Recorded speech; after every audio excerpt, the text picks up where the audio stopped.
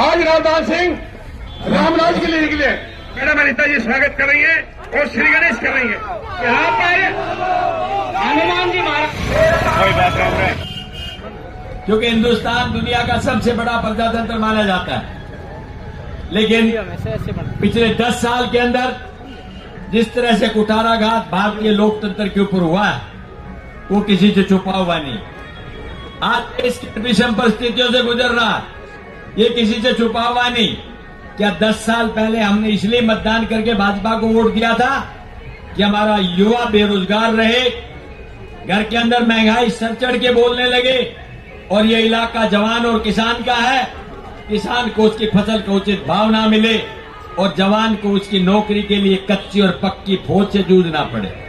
दोस्तों, मैं आपसे कहना चाहता हूं, ये समय आपकी सोच का, अगर आज आपने नहीं सोचा तो आने वाले समय के अंदर इंतजार मत करना, इस देश से प्रजातंत्र समाप्त हो जाएगा। आपके हक और अधिकार की बटन दबा करके मतदान करने की लड़ाई खत्म हो जाएगी। इसलिए आपको दिल से सोचना है, व्यक्ति से नहीं, किसी नेता से नहीं। आपको अपने हक की लड़ाई के लिए आज एक संकल्प लेना है।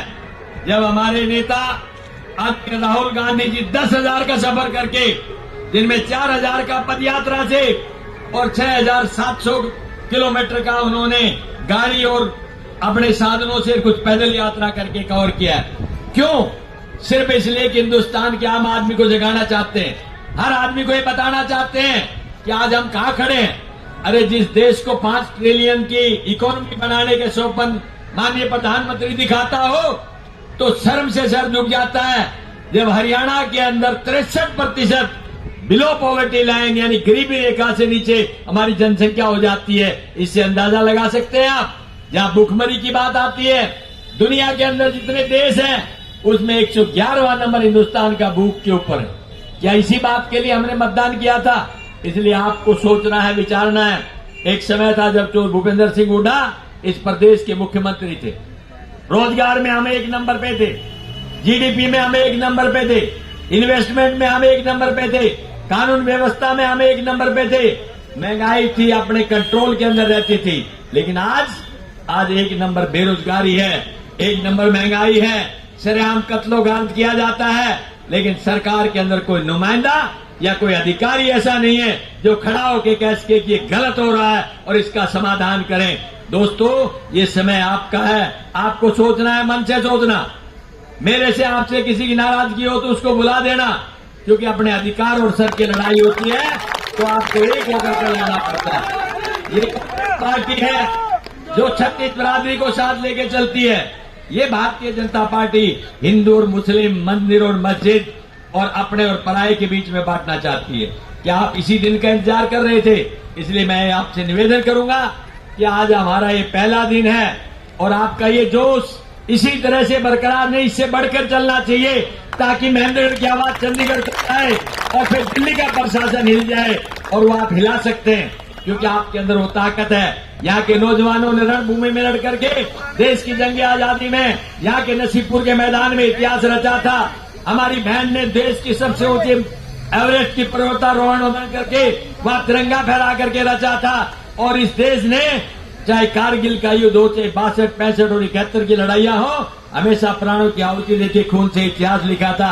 आज ऐसे इतिहास के लोगों को कोई सरकार चैलेंज करना चाहती है, उस चैलेंज को आपको स्वीकार करना चाहिए और एक आवाज देनी चाहिए कि अब की बार सिर्फ कांग्रेस जीतेगी, भाजपा को हराएंगे। उस दिन से आपके काम को मान लेंगे। मुझे पूरा भरोसा है कि आप सब लोग इस बात पर विश्वास करेंगे और आने वाले 25 तारीख को एक वोट कांग्रेस के पक्ष में दे करके कांग्रेस को सत्ता में स्थापित करेंगे। देश के अंदर राहुल जी और प्रदेश में चौधरी भूपेंद्र सिंह हुड्डा जी की सत्ता स्थापित होगी। दोस्तों, मैं एक निवेदन और करना चाहता हूं आपसे। आज चुनाव की पहला दिन है आपका, ये आपके 25-26 दिन है जहां कन्वेंसिंग का टाइम है। हर आदमी को दान सिंह बन के लड़ाई लड़नी है, हर आदमी को भूपेंद्र सिंह हुड्डा बन के लड़ाई लड़नी है और हर आदमी को भाई दीपेंद्र और कांग्रेस का कार्यकर्ता बन के लड़ाई लड़नी है। अगर इस लड़ाई को इस तरह से लड़ोगे तो कोई ताकत आपके सामने खड़ी नहीं हो सकती। भाजपा के हौसले पस्त हैं। पहले चुनाव के राउंड के अंदर सोचा था 102 करा देंगे, यही समापन हो जाएगा और उनको मायूसी आ जाएगी। लेकिन मैं आपको बताना चाहता हूं, रिजल्ट आए उस दिन देखना, 102 में से 70 सीटें पहले चरण के अंदर कांग्रेस और उनके इंडिया ब्लॉक के अंदर आ रही हैं।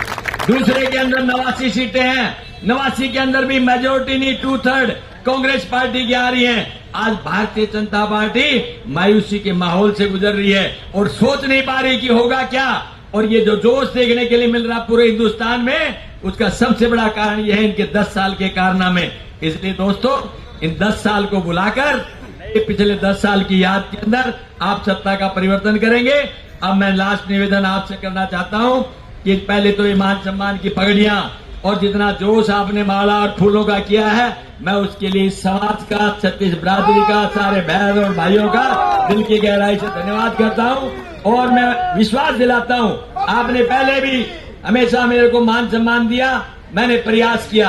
आज फिर आपसे कहना चाहता हूं, अभी तक हरियाणा विधानसभा में जाने का मौका दिया था, हिंदुस्तान की संसद में जाने का मौका देंगे तो मैं अपने आप को ये मानूंगा और मैं अपने आप पर कर्ज लेकर के जाऊंगा कि मेरे भाइयों ने जो मुझे यहाँ पर मुझे मतदान देकर के ताकत दी है, इस ताकत का उनके हक के अंदर प्रभाव में प्रयोग कर सकूं। आपको निश्चित तौर पे पता लग जाएगा कि आपने किसी नुमाइंदे को यहाँ से भेजा है।